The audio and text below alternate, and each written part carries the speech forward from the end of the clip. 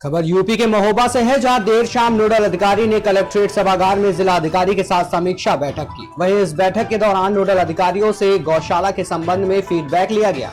आपको बता दें कि ग्राम पंचायत लोहारी में गोवंश की स्थिति कमजोर पाए जाने पर उन्होंने नाराजगी व्यक्त की और कहा कि गोवंश की स्पेशल डाइट को बढ़ाया जाए। जहां वहां तैनात डॉक्टर को निर्देशित करते हुए कहा कि गोवंशों का इलाज किया जाए और स्वास्थ्य संबंधी हर गोवंश की देखरेख की जाए। उन्होंने सभी नोडल अधिकारी और वीडियो को निर्देशित करते हुए कहा कि ज्यादा से ज्यादा भूषण को एकत्र किया।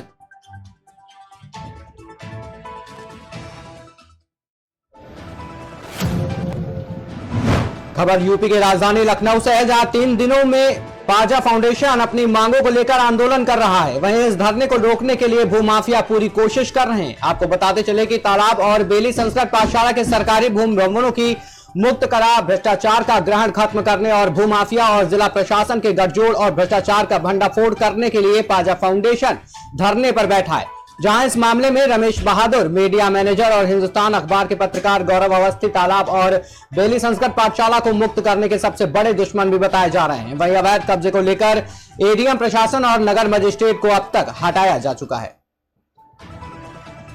जिलाधिकारी महोदय जो हैं, बड़े आश्चर्य का विषय है कि आखिर तालाब पर क्यों बोल नहीं रही हैं, मौन क्यों हैं। और 267 गाटा नंबर 2.5 बीघे का तालाब शहर के बीचों बीच, जिस पर भूमाफिया रमेश बहादुर सिंह का कब्जा है, जिसके लिए हम लोग लंबे समय से संघर्ष कर रहे हैं, जिसको 2019 में तत्कालीन कलेक्टर नेहा शर्मा जी ने तालाब खाते में दर्ज करा दिया था।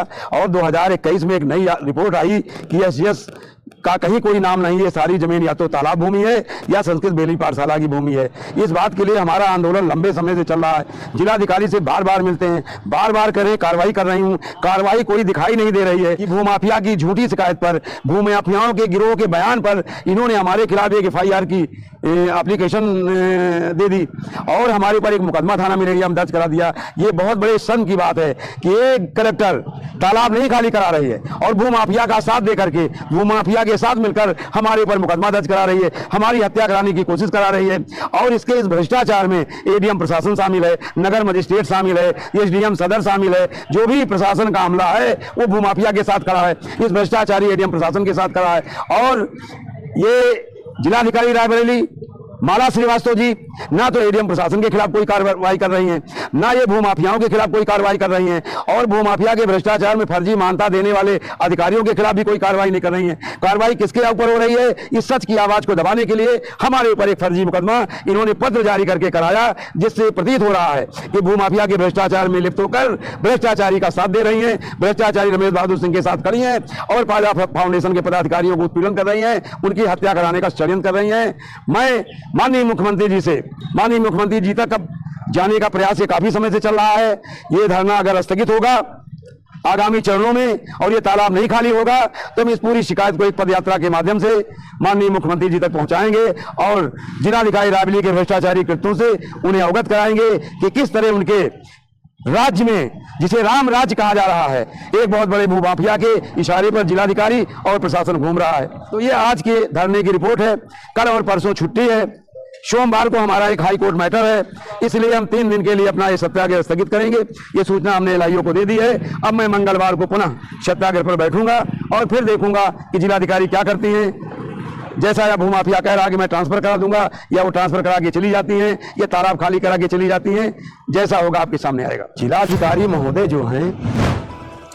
खबर अमरोहा के हसनपुर से है, जहां एक जानवर के हमले से वृद्ध किसान की मौत होने पर परिजनों में कोहराम मच गया। वृद्ध किसान पशुशाला से निजी कार्य के दौरान 20 मीटर की दूरी पर गया हुआ था। जैसे ही वो वापस लौट रहा था तो आवारा जानवर ने किसान पर हमला कर दिया। चीख पुकार की आवाज सुनकर पड़ोसी मौके पर पहुंचे। परिजनों ने पुलिस को सूचना दी, जिसके बाद पुलिस ने मौके पर पहुंचकर शव को कब्जे में लिया और पोस्टमार्टम के लिए भेज दिया। परिजनों का रो रो कर बुरा हाल है। खबर यूपी के जनपद गोरखपुर से है, जहां गीरा थाना क्षेत्र के जीतपुर गांव में बेटे ने पिता को कुल्हाड़ी से काटकर निर्मम हत्या कर दी। वहीं मौके पर स्थानीय लोगों ने हत्यारे पुत्र को पकड़कर पुलिस को सौंप दिया। आपको बता दें कि घटना गीरा थाना क्षेत्र के जीतपुर बाघागाड़ा गांव की है। वहीं मौके पर गीरा पुलिस पहुंचकर शव को पोस्टमार्टम के लिए भेज दिया है, जहां घटना के बाद गांव में भारी पुलिस बल तैनात कर दिया गया है। खबर जोधपुर से है, जहां बेटी एक मुस्कान नई सोच संस्थान के अध्यक्ष स्नेहा भंडारी ने चौपासनी स्थित जोशी सदन में 51 तीजड़ियों को सम्मानित किया। साथ ही स्नेहा ने बताया कि 16 दिन की गवर माता की पूजा में बहुत सी महिलाएं 30 सालों से पूजा कर रही हैं। इन सभी 51 तीजड़ियों को संस्थान की तरफ से दुपट्टे से नवाजा गया। साथ में सभी सुहागन महिलाओं को सुहागन श्रृंगार भेंट किया गया और ये भी बताया गया कि बेतमार मेले में जो बेत होती है उसकी भी पूजा 16 दिन होती है और जिस कुंवारे लड़के को बेत मारी जाती है उसकी शादी हो जाती है। बहुत सी बातों से तीजड़ियों को परंपरा के बारे में अवगत कराया। आज हम जोशी सदन आए हैं चौपासनी, और यहाँ पे 40 साल से महिलाएं गौर माता की पूजा करती हैं और पूरा जो सज धज के 16 दिन उनकी पूजा करती हैं और गीत गाए जाते हैं गौर माता के। और आज हमारी संस्था है जो बेटी एक मुस्कान नई सोच संस्थान है, जो कुछ ना कुछ एक्टिविटीज करती रहती हैं बेटियों के लिए, महिलाओं के लिए। तो आज हम लोग यहाँ आए हैं और एक छोटी सी एक्टिविटी रखी है। इन जो माताओं का, महिलाओं का, बेटियों का हमने सम्मान किया है। जो सुहागन है उनका सम्मान किया है। कुछ हमने सुहागन की जो चीजें होती है जो वो अपना श्रृंगार करती है वो हमने इनको दी है और इनका सम्मान किया है। ये गवर माता ढिंगा गवर मानी जाती है और इनको हम 16 दिन तक धूमधाम से बड़े चाव से पूजा करते हैं। सभी तीजड़ियां इनको अपने अमर सुहाग के लिए और चूड़ा चुंदर के लिए पूजा करती है और सभी को इनकी गवर माता की विश्वास के साथ पूजा की जाती है और सारी तीजड़ियां समय समय पर आके इनकी पूजा करती है और 16 दिन तक ये गवर माता हम सबको सुहाग, अमर सुहाग देती है और सभी लक्ष्मी और सब मनोकामना पूरी करने का आशीर्वाद देती है। आज हम जोशी सदन। खबर सुल्तानपुर से है, जहां अवर अभियंता नगर पालिका परिषद रोली मिश्रा ने पीसीएस की परीक्षा में नायब तहसीलदार के पद पर प्रथम स्थान अर्जित करके जिले का नाम रोशन किया है। रोली मिश्रा ने 2021 की पीसीएस परीक्षा में भी चयनित होकर पीडब्ल्यूडी में सहायक शोध अधिकारी के पद पर वर्तमान में लखनऊ में कार्यरत हैं। खबर कन्नौज से है, जहां आम आदमी पार्टी के जिला अध्यक्ष डॉक्टर चंद्रकांत यादव और नगर प्रभारी असरुद्दीन की अध्यक्षता में निकाय चुनाव को लेकर नगर पंचायत सभागार में एक बैठक की गई। वहीं आम आदमी पार्टी के अहम स्लोगन हमारा कैंडिडेट जीतेगा, house tax half, water tax माफ के साथ ही साफ शहर होगा, जहां आम आदमी पार्टी लोगों की समस्याओं को भी प्रशासन तक पहुंचाने का काम कर रही है। नगर पंचायत संबंध में हुई, जो हमारे नगर के प्रभारी हैं असरुद्दीन, उनकी अध्यक्षता में एक बैठक हुई जिसमें हमारे जिले के उपाध्यक्ष इरशाद अहमद और वहाँ कई कार्यकर्ता मौजूद रहे। हमारी ये रणनीति थी कि जैसा कि हमारे शीर्ष नेतृत्व का निर्देश है कि किस तरीके से हमें जन जन तक आम आदमी पार्टी की नीतियों को, कार्यक्रमों को पहुंचाना है। जैसे हमारा अगर कैंडिडेट वहां जीतेगा तो हाउस टैक्स हाफ होगा और वाटर टैक्स माफ होगा। एक हमारा स्लोगन है कि साफ शहर चाहिए, झाड़ू चलाइए। और तीसरा हमारा ये है कि मोहल्ला क्लिनिक चाहिए तो आम आदमी पार्टी को जिताइए। ये कई ऐसे मुद्दे अहम हैं, जैसे बिजली है, पानी है, साफ सफाई है, स्वास्थ्य, शिक्षा, कई मुद्दों पर आम आदमी पार्टी बेहतरीन ढंग से काम कर रही है और लोगों की समस्याओं के साथ बखूबी प्रशासन के और लोगों के मध्य एक पुल का काम जो कर रही है, वो लोगों तक हमें जन जन तक पहुंचाना है। हम लोगों को हमारा कैंडिडेट, जो अहम बात है वो स्वच्छ छवि और ईमानदार होना चाहिए और हमारा कैंडिडेट लोगों की समस्याओं से रूबरू होते हुए उनसे कंधा से कंधा मिलाकर काम करता रहे। ऐसे कैंडिडेट्स को हम लोग प्राथमिकता देंगे और आम आदमी पार्टी के जो कैंडिडेट्स हैं उसमें कार्यकर्ताओं से विशेष आह्वान किया गया है, निवेदन किया गया है और उम्मीद की गई है कि उनको अधिक से वोटों से जिताने का काम करें, जिससे हमारी आम आदमी पार्टी निकाय चुनाव में मजबूत हो और आगामी 2024 के चुनाव में हमारी जो लोकसभा का चुनाव है उसमें मजबूती से खड़ी नजर आए। खबर मथुरा के कोसी कला की है, जहां मथुरा की पहली पहलवान महिला नीलम चौधरी ने वर्ल्ड चैंपियनशिप खेलने जाने से पहले मां भगवती का विधि विधान से पूजा अर्चना और दुग्धाभिषेक किया। प्रदेश कुश्ती संघ के प्रदेश उपाध्यक्ष कमल किशोर वार्ष्णेय ने बताया, मथुरा की पहली कुश्ती लड़ाका नीलम चौधरी ने भारत की सीनियर कुश्ती टीम में बनाने में कामयाबी हासिल की। साथ ही महिला पहलवान ने कहा कि कजाकिस्तान सीनियर वर्ल्ड चैंपियन कुश्ती में जीत हासिल कराऊंगी और अपने देश का नाम रोशन करूंगी। कजाकिस्तान जा रही हूँ सीनियर एशिया चैंपियनशिप के लिए और मैं गोल्ड लाऊंगी। इससे पहले भी कहाँ आपने? इससे पहले भी मैं सीनियर वर्ल्ड चैंपियनशिप में रही थी और अंडर 23 एशिया चैंपियनशिप में मेरा सिल्वर मेडल था और मेरा वर्ल्ड चैंपियनशिप में ब्रॉन्ज मेडल है। ओलंपिक को लेकर क्या तैयारी? अभी मैं एशिया के बाद एशियन गेम्स और ओलंपिक की तैयारी करूँगी। किसका सबसे बड़ा सहयोग मानती हूँ आप अपने इसमें उपलब्धि जो तक आपने हासिल की? मेरे को सपोर्ट करने वाले बहुत सारे हैं, मतलब JSW है, JSW स्टील है, और गांव में घर परिवार में हमारे फूफाजी हैं, कमल अंकल जी हैं, हमारा परिवार है, और भी बहुत सारे लोग हैं जो मुझे सपोर्ट करते हैं। सर्वप्रथम आपने कहाँ से शुरू की थी कुश्ती विदेश में? मैं सबसे पहली बार एथेंस गई थी अंडर 17 कैडेट वर्ल्ड चैंपियनशिप के लिए, और उससे पहले मेरा यहाँ पर बहुत ही भव्य स्वागत हुआ था और मैं मेडल जीत के लाई थी। और उसके बाद भी मेरा कमल किशोर अंकल जी ने बहुत ही भव्य स्वागत किया था आने के बाद भी। और मैं कजाकिस्तान जा रही हूँ।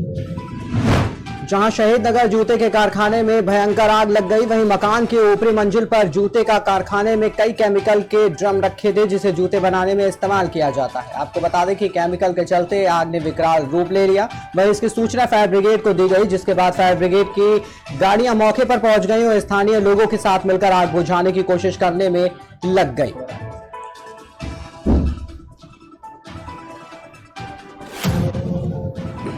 खबर बेतिया से है, जहां रामनगर थाना परिसर में आयोजित जनता दरबार में सीओ विनोद मिश्रा ने प्रभारी थाना अध्यक्ष की उपस्थिति में जमीनी विवादों की सुनवाई की। वहीं जमीनी संबंधित मामलों में एक विवाद को सुलझाया भी गया। आपको बता दें कि अन्य जमीनी विवाद जो न्यायालय में लंबित हैं या न्यायालय में टाइटल सूट केस चल रहे हैं, ऐसे मामले के लिए दोनों पक्षों को सुनवाई के लिए समय दिया गया है। विवाद से संबंधित शनिवार में जनता दरबार का आयोजन प्रभारी थानाध्यक्ष चौधरी जी के साथ किया गया, जिसमें पूर्व के 2 मामलों को सुनवाई के पश्चात निष्पादित किया गया और एक नया मामला आया है जो पतासी देवी के नाम से है और उसमें संबंधित जो द्वितीय पक्ष के लोग हैं उनको नोटिस किया गया है। सक्षम कार्य प्रस्तुत करने के लिए 1 सप्ताह का समय दिया गया है और प्रस्तुत होने के पश्चात विधि समाप्त किया जाएगा। विवाद से संबंधित शनिवार में जनता दरबार का आयोजन प्रभारी थानाध्यक्ष चौधरी जी के साथ किया गया, जिसमें पूर्व के 2 मामलों को सुनवाई के पश्चात निष्पादित किया गया और एक नया मामला आया है जो पतासी देवी के नाम से है और उसमें संबंधित जो द्वितीय पक्ष के लोग हैं उनको नोटिस किया गया है। सक्षम कार्य प्रस्तुत करने के लिए 1 सप्ताह का समय दिया गया है और प्रस्तुत होने के पश्चात विधि समाप्त किया जाएगा। विवाद से संबंधित शनिवार में जनता दरबार का आयोजन प्रभारी थानाध्यक्ष चौधरी जी के साथ किया गया, जिसमें पूर्व के 2 मामलों को सुनवाई के पश्चात निष्पादित किया गया और एक नया मामला आया है जो पतासी देवी के नाम से है और उसमें संबंधित जो द्वितीय पक्ष के लोग हैं उनको नोटिस किया गया है। सक्षम कार्य प्रस्तुत करने के लिए 1 सप्ताह का समय दिया गया है और प्रस्तुत होने के पश्चात विधि समाप्त किया जाएगा।